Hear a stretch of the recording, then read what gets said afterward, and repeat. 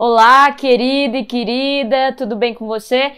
Pessoal, meu nome é Isadora, vou dar continuidade aqui à aula de filosofia, a disciplina.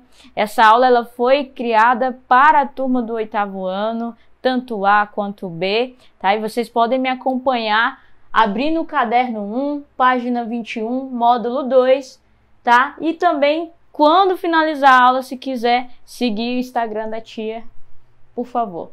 Meus queridos, o módulo 2 tem como título isso aqui, ó.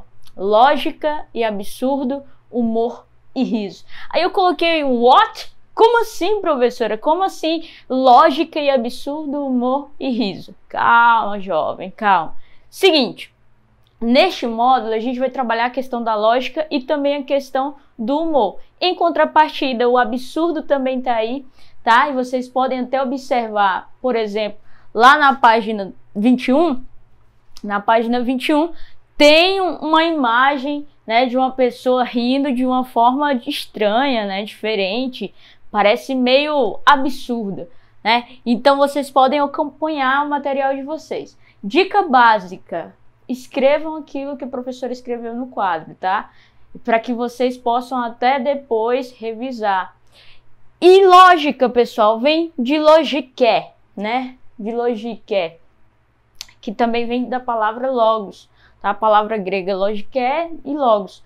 E o que isso significa? Isso significa razão, racionalidade.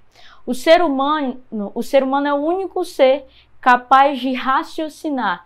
É o único ser que tem aí intrínseco, inato, a capacidade de raciocinar. A não ser que ele sofra aí algum problema cognitivo que impeça ele exercer essa função.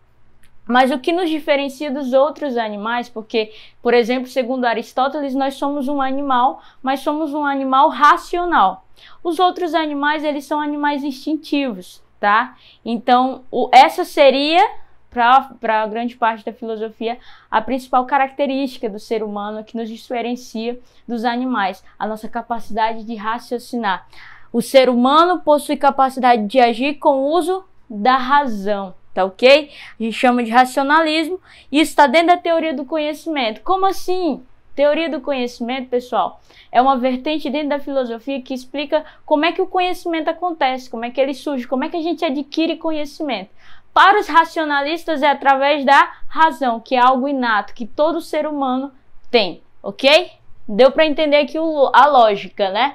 E o absurdo? O absurdo é aquilo que é destituído de racionalidade, ou seja, é diferente, aqui ó, coloquei o sinal de diferença, é diferente da lógica, tá? E eu apontei para vocês aqui uma técnicazinha na arte que a gente chama de nonsense. O que é o nonsense? É o contrário de senso, né? É o contrário de bom senso, é o contrário daquilo que faz sentido. O nonsense, pessoal, que é uma técnica, inclusive, que está dentro da arte, do teatro, tá?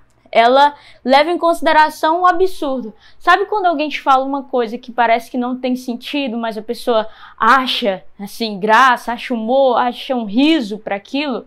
Pois é, esse absurdo que provoca a gente, que desperta um certo interesse, mas também um esquivamento, sabe? Uma rejeição, a gente chama isso de nonsense. Aquilo que é absurdo. Você provavelmente conhece o Coringa, né? O Coringa lá que luta contra o Batman. Pois é, o Coringa é um personagem aí muito típico que leva em consideração o nonsense, porque aquilo que lhe faz, que lhe dá graça, é praticamente absurdo pra gente, né? Pra lógica, pro racional, tá bom? Deu pra entender aí o nonsense? E, queridos, tem aqui humor e riso.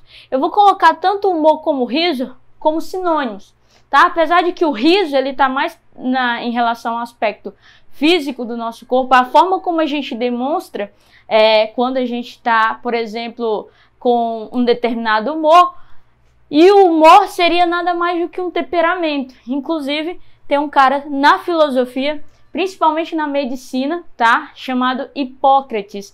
Hipócrates, ele é considerado o primeiro pai, aí, né? O primeiro não, o pai da medicina ocidental, tá? Quem vai estudar medicina aí futuramente vai ouvir falar melhor de Hipócrates, porque Hipócrates, ele foi o cara que conseguiu distinguir a medicina de procedimentos ritualísticos na época da Grécia Antiga.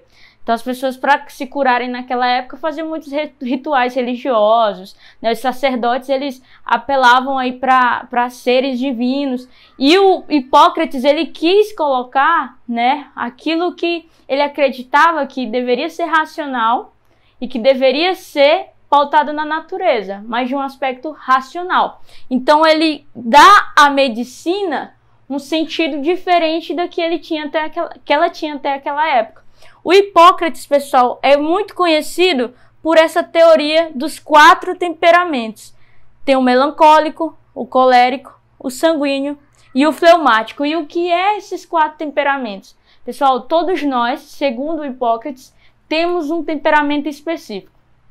E esse temperamento específico, ele diz mais ou menos, aliás, ele diz como é que a gente age em diversas situações. Tá? Então, entenda o seguinte, aquela pessoa que é melancólica, por exemplo, é aquela pessoa mais retida, tá? É aquela pessoa mais na dela, mais calma, mas também é muito ligada ao passado, tem uma dificuldade, por exemplo, de perdoar. Olha que coisa! O sanguíneo, pessoal, é aquela pessoa que gosta de falar, muito comunicativa, né? Aquela pessoa que gosta de barulho, também, né, em determinadas situações, chegando, não é isso? Aquela pessoa que é bem motivada, mas também tem uma inconstância em alguns aspectos. O fleumático é aquela pessoa que é mais acolhedora, tá? É aquela pessoa que ela sabe ouvir mais, que ela é mais tranquila, que ela é mais pacífica, tá? E o colérico é aquele que tá à flor da pele, tá? Que se chateia com muita facilidade. Enfim, cada pessoa tem um temperamento e isso é inato. Significa que nós nascemos com esse tipo de temperamento.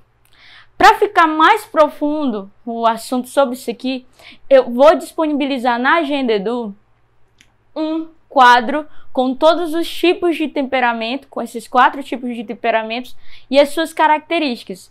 E vocês vão ter que identificar, de acordo com aquelas características, qual é o temperamento que se assemelha mais a você.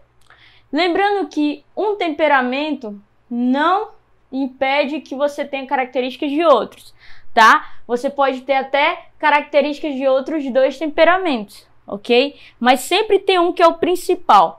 E eu quero que você, através da Agenda Edu, quando olhar lá a atividade, identifique qual é o seu. E eu vou te dar todas as orientações lá através da Agenda Edu, tá? Mas de forma geral, para a gente finalizar nossa aula, lembre o seguinte. O melancólico, ele está relacionado a um elemento. Porque tanto o Hipócrates como o Aristóteles, eles levavam em consideração a questão da terra, fogo, ar, tá? E água.